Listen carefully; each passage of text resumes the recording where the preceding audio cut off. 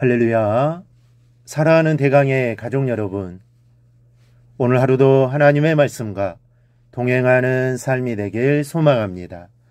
오늘 함께 나눌 하나님의 말씀은 누가복음 9장 32절에서 36절 말씀입니다.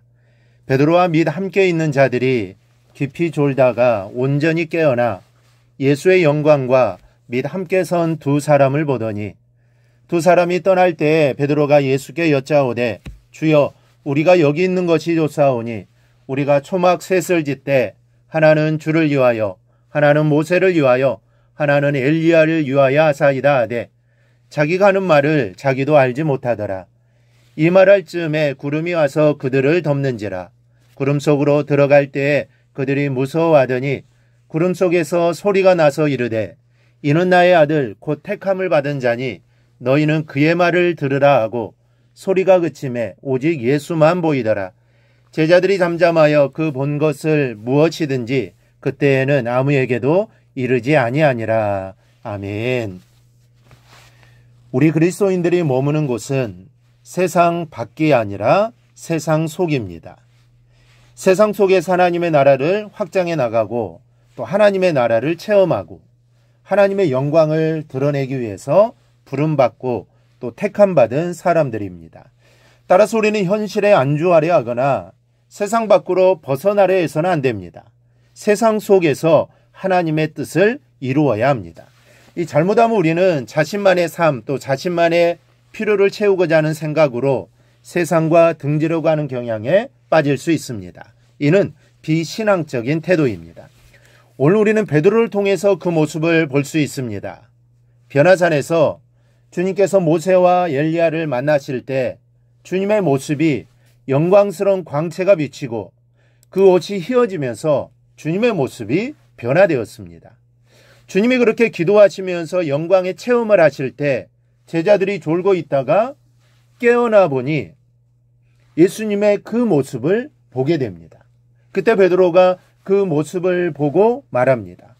두 사람이 떠날 때 베드로가 예수께 여짜오되, 주여, 우리가 여기 있는 것이 좋사오니 우리가 초막 셋을 짓되 하나는 주를 위하여, 하나는 모세를 위하여, 하나는 엘리야를 위하여 하되 하사이다 하되, 자기가 하는 말을 자기도 알지 못하더라.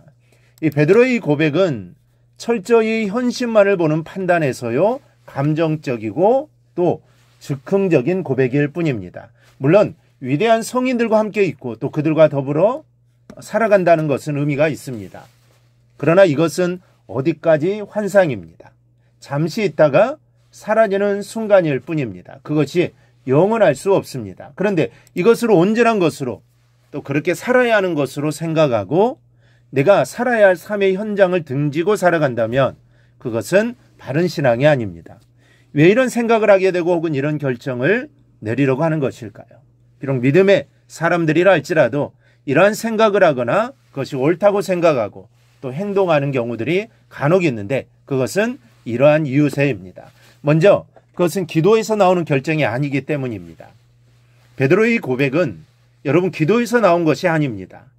지금 베드로와 제자들의 모습이 어떠합니까? 저들은 지금 졸고 있습니다. 32절을 보면 베드로와 및 함께 있는 자들이 깊이 졸다가 온전히 깨어나 예수의 영광과 함께 선 두 사람을 보더니, 그들은 졸고 있다가 깨어난 것입니다. 여러분, 이 상황에서 바르고 정확한 판단을 할 수 있을까요? 사람들이 기도하지 않고 순간적으로 내리는 결정이나 판단은 매우 현실적이면서도 자기 중심적이 되기 쉽습니다. 그것은 머리로 내리는 결정입니다. 그리고 기도하지 않고 조는 상황 속에서 내리는 결정은 하나님의 영광을 위한 것이 될 수 없습니다. 때문에 기도하는 가운데서 판단하고 여러분 결정해야 합니다. 또 하나는 감정적이고 즉흥적인 고백이었습니다.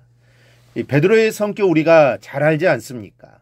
그는 이 고백을 나서기 좋아하고 즉흥적이고 다혈질적인 베드로의 성격에서 나온 고백이기도 합니다.